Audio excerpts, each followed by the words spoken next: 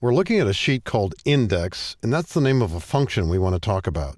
A valuable tool in Excel's arsenal of lookup functions is the index function. The index function allows us to pull information out of a table, provided we give the row and column reference. So let's imagine that the list that we're looking at here in columns C through J, this list right here, contains various prices for mailing packages, for example, to different zones. So maybe you're in zone 1 and you have to mail packages to different zones across the country. And we've got sort of an arbitrary, maybe these are pounds, or maybe it's just some kind of a measure that shows package size. Here's a list here that says we're talking about size 3, and it has to go to zone 6. So we can see that it should be $35.29. And let's imagine we want to provide a price here, no matter what these numbers are, as long as they're within the appropriate range. So we know, looking ahead here in this one example, that the answer should be $35.29. Maybe we'll make that a different color here for the moment. There we go, make it yellow. We need the function here that's going to pull information out of this table. It's the index function. Throughout Excel, there are a number of functions that use row and column references. And in all cases, the row reference always comes before the column reference. RC, row column. First of all, the index function asks us to refer to the actual table location. Here it is. That's it. Select it. Comma. The row reference here, it's these rows 1 through 5. The size here is giving us the row number. That's what they pertain to. Now, if we were doing this just manually, we could type in a 3, but let's pick it up out of this cell here to give us some flexibility. That's the row reference, comma, and it has to go to zone 6.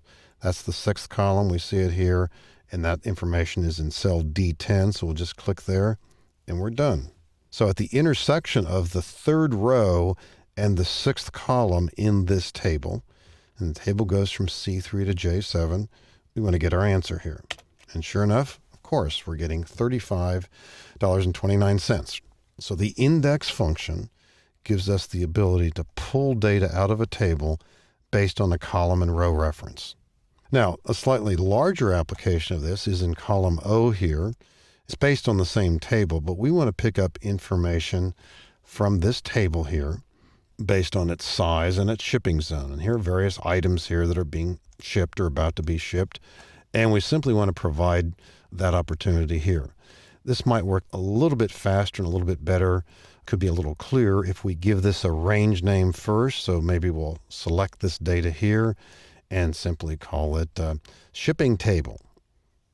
Click the drop arrow, type in shipping rates.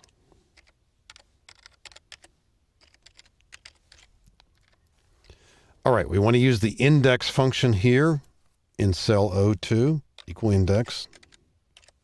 Let's use that range name. Now we can type it in, but since the cells have already been named, we can highlight this. The name will pop in automatically, comma.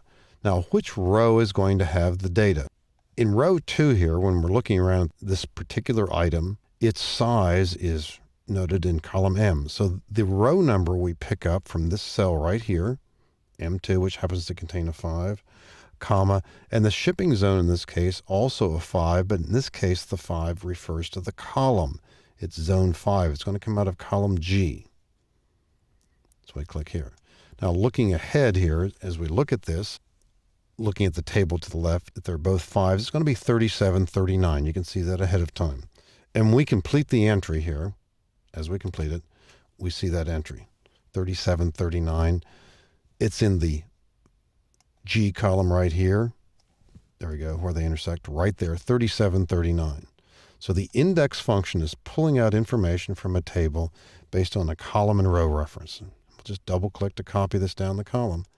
And since we have a range name, we don't have to worry about using the $sign or those absolute references. So every one of these is working in the same kind of way. In this case, we're getting the answer 1469. That's coming out of the shipping zone 2. We see that over here. There it is, 1469. That's the answer we're getting. So the index function allows us to pull information out of a table based on row and column references.